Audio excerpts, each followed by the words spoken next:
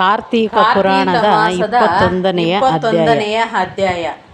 ಸುಶೀಲನು ಪುರಂಜಯನಿಗೆ ಕಾರ್ತೀಕ ವ್ರತ ಮಹಿಮೆಯನ್ನು ಹೇಳುವುದು.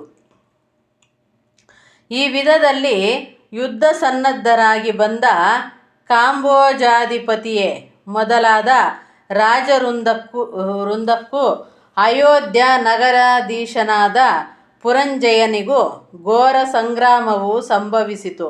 ರಣರಂಗದಲ್ಲಿ ರಥ, ಗಜ, ತುರಗಾರೂಢರಾದ ಸೈನಿಕರು, ರಥ, ಗಜ, ಅಶ್ವಗಳನ್ನೇರಿದ ಸೈನಿಕರೊಂದಿಗೂ ಕಾಲ್ನಡಿಗೆಯ ಹಾಗೂ ಪದಾತಿಗಳನ್ನು ಹಿದಿರುಗೊಂಡು ಪರಶು, ಪಟ್ಟಸ, ಪ್ರಾಸ, ಪರಿಗ, ಶಕ್ತಿ, ತೋಮರ, ಮುಸಲ, ಗದ, ಖಡ್ಗಗಳಿಂದ ಕೂಡಿ ಒಕ್ಕೊರಲಿನಿಂದ ಕೂಗುತ್ತಾ ಸಿಂಹಗರ್ಜನೆಯನ್ನು ಮಾಡುತ್ತಾ ಶಂಖ, ಬೇರಿ, ದುಂದುಬಿಗಳ ಧ್ವನಿಯಿಂದ ಭೋರ್ಗರೆಯುತ್ತಾ ಪರಸ್ಪರ ವಿಜಯಾಕಾಂಕ್ಷಿಗಳಾಗಿ ಅತಿ ಘೋರ ಯುದ್ಧವನ್ನು ಮಾಡುತ್ತಿದ್ದರು.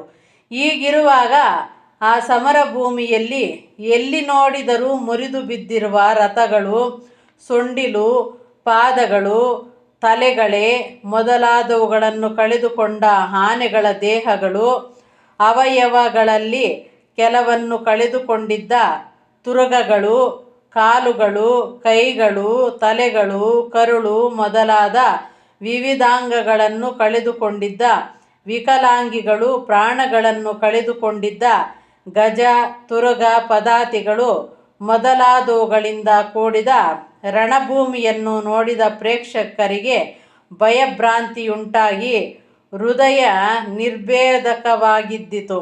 ಪೌರುಷದಿಂದ ಕೂಡಿ ಬಲವನ್ನು ತೃಣೀಕರಿಸಿ ಯುದ್ಧದಲ್ಲಿ ಹೋರಾಡಿ ಆ ದಿನ ವೀರಮರಣವನ್ನು ಹೊಂದಿದ ವೀರರೆಲ್ಲರೂ ಸೂರ್ಯಮಂಡಲ ಮಾರ್ಗವಾಗಿ ಊರ್ಧ್ವಲೋಕಕ್ಕೆ ಹೋಗುತ್ತಿದ್ದರು.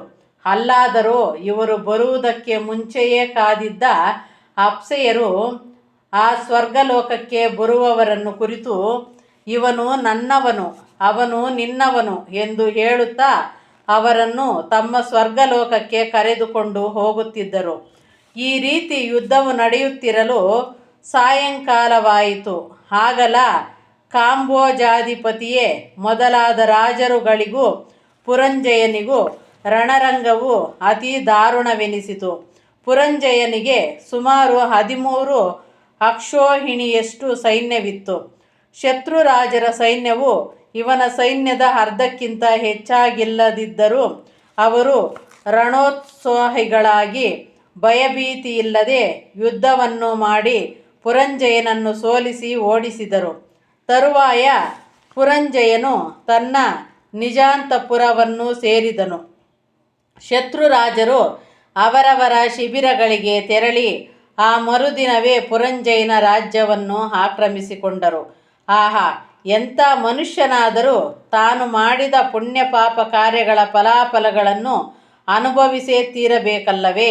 ಹಾಗೆಯೇ ಅಧಿಕ ಸೈನ್ಯವಿದ್ದರೂ ಶತ್ರುರಾಜರುಗಳಿಂದ ಪರಾಜಿತನಾಗಿ ತನ್ನ ರಾಜ್ಯವನ್ನವರಿಗೆ ಒಪ್ಪಿಸಬೇಕಾಗಿ ಬಂತು. ಪುರಂಜಯನು ಇದರಿಂದ ಖಿನ್ನತೆ ಹೊಂದಿ ಚಿಂತಾಕ್ರಾಂತನಾಗಿ ವಿಚಾರಮಗ್ನನಾದನು. ಆ ಸಮಯದಲ್ಲಿ ಪುರಂಜಯನ ಪುರೋಹಿತನಾದ ಸುಶೀಲನು ಅಲ್ಲಿಗೆ ಬಂದು ರಾಜನಿಗೆ ಹೀಗೆ ಹೇಳಿದನು: ಮಹೀಪಾಲ, ಜಯಾಪಜಯಗಳು ಸರ್ವೇಶ್ವರಾಧೀನವೆಂದು ತಿಳಿದಿರುವ ನೀನು ವಿಚಾರಪರನಾದುದೇಕೆ? ಪುನಃ ನೀನು ಶತ್ರುರಾಜರನ್ನು ಜಯಿಸಿ ನಿನ್ನ ರಾಜ್ಯವನ್ನು ಸಂಪಾದಿಸಬೇಕೆಂಬ ಇಚ್ಛೆಯಿದ್ದುದಾದರೆ ನಾನು ಹೇಳುವುದನ್ನು ಕೇಳಿ ಅದರಂತೆ ಆಚರಿಸು. ಕಾರ್ತೀಕ ಮಾಸದಲ್ಲಿ ಕೃತಿಕಾ ನಕ್ಷತ್ರಯುತ ಪೂರ್ಣಿಮಾ ದಿನ ಶ್ರೀಹರಿಯನ್ನು ಭಕ್ತಿ ಶ್ರದ್ಧೆಗಳಿಂದ ಪೂಜೆ ಮಾಡು. ಕೇಶವಾಲಯದಲ್ಲಿ ದೀಪಾರಾಧನೆಯನ್ನು ನಡೆಸಿ ಒಂದು ದೀಪವನ್ನು ಸದ್ಬ್ರಾಹ್ಮಣನಾದ ಒಬ್ಬ ಕುಟುಂಬಿಕನಿಗೆ ದಾನ ಮಾಡು. ಇದಲ್ಲದೆ ಭಗವನ್ನಾಮೋಚ್ಚಾರಣೆಗೈಯುತ್ತಾ ನೃತ್ಯವನ್ನು ಮಾಡು. ಅದರಿಂದ ನೀನು ಪುತ್ರವಂತನಾಗುವೆ.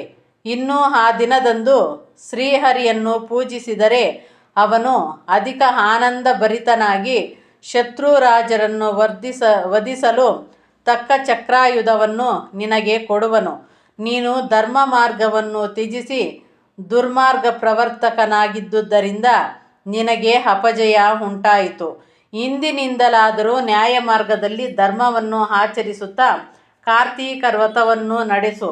ಆ ವ್ರತವನ್ನು ಆಚರಿಸಿದರೆ ಇಹಲೋಕದಲ್ಲಿ ಆಯುರಾರೋಗ್ಯ ಐಶ್ವರ್ಯಗಳು ಲಭಿಸಿ ಪುತ್ರ ಲಾಭ ಉಂಟಾಗಿ ಶತ್ರುರಾಜನನ್ನು ನಿರ್ಮೂಲ ಮಾಡಲು ಶಕ್ತನಾಗುವೆ. ಇದನ್ನು ಕುರಿತು ಲೇಷವೂ ಸಂದೇಹವಿಲ್ಲದೆ ಕಾರ್ತೀಕ ವ್ರತವನ್ನು ಆಚರಿಸು.